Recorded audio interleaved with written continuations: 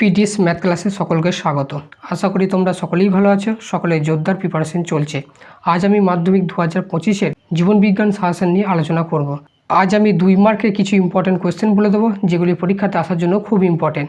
বিগত বছরের প্রশ্ন, টেস্ট পেপার, পাঠ্য বইটা অ্যানালিসিস করে এই সাজেশনটা প্রস্তুত করা হয়েছে। তাই এই প্রশ্নগুলি তোমরা এখন থেকে প্র্যাকটিস করা শুরু করে দাও, পরীক্ষাতে তোমরা কমন পাবেই পাবে। এবার মূল আলোচনাতে আসা যাক।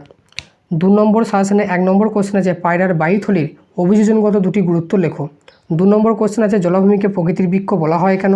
3 নম্বর কোশ্চেন আছে জীব বৈচিত্র্য সংরক্ষণে ক্রায় সংরক্ষণের ভূমিকা লেখো। 4 নম্বর কোশ্চেন মাছের পটকার অভিযোজনগত গুরুত্ব লেখো। 5 নম্বর কোশ্চেন মানুষের ক্রিয়াকলাপের ফলে নাইট্রোজেন চক্র ব্যাহত হচ্ছে, দুটি ঘটনা উল্লেখ করে এর যথার্থতা প্রমাণ করো।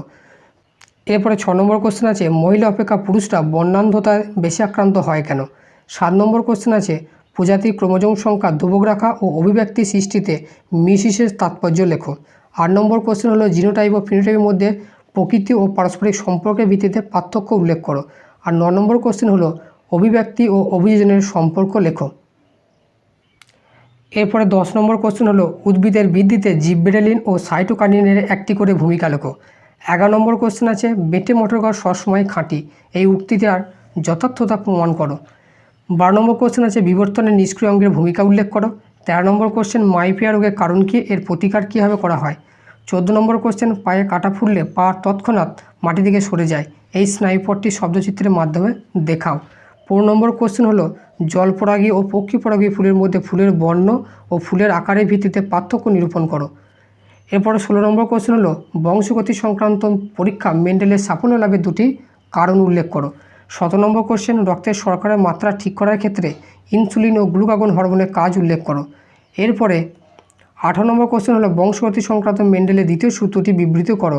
19 নম্বর কোশ্চেন অসম্পূর্ণ প্রকটতার ক্ষেত্রে ফিনোটাইপ ও জিনোটাইপ অনুপাত অভিন্ন হয়, বক্তব্যটির যথার্থতা প্রমাণ করো। এরপরে 20 নম্বর কোশ্চেন হলো বন্যপ্রাণী আইন অনুসারে অভয়ারণ্য যে কাজ নিষিদ্ধ তার যে কোনো 4টি তালিকাভুক্ত করো।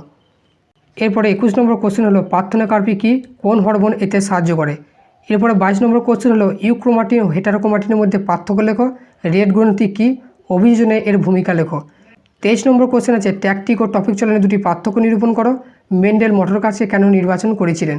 এরপর 24 নম্বর কোশ্চেন আছে অস্তিত্বের জন্য জীবন সংগ্রাম বলতে কী বোঝো। এরপর 25 নম্বর কোশ্চেন অ্যামাইটোসিসকে প্রত্যক্ষ বিভাজন বলা হয় কেন। এরপরে 26 নম্বর কোশ্চেন বায়োডাইভার্সিটি হটস্পটের গুরুত্ব ব্যাখ্যা করো। এরপরে 27 নম্বর কোশ্চেন ইউট্রিফিকেশন ও জীব বিবর্তন বলতে কী বোঝো। এরপরে 28 নম্বর কোশ্চেন হলো পেঁয়াজের শল্কপত্র ও ক্যাকটাসের পত্রখণ্ড কী ধরনের অভিব্যক্তিকে সূচিত করে। এরপর 29 নম্বর কোশ্চেন হলো জীব বৈচিত্র্য সংরক্ষণের দুটি উপায় লেখো। 30 নম্বর কোশ্চেন ক্রোমোজোম ডিএনএ ও জিনের মধ্যে আন্তঃসম্পর্ক প্রতিষ্ঠা করো।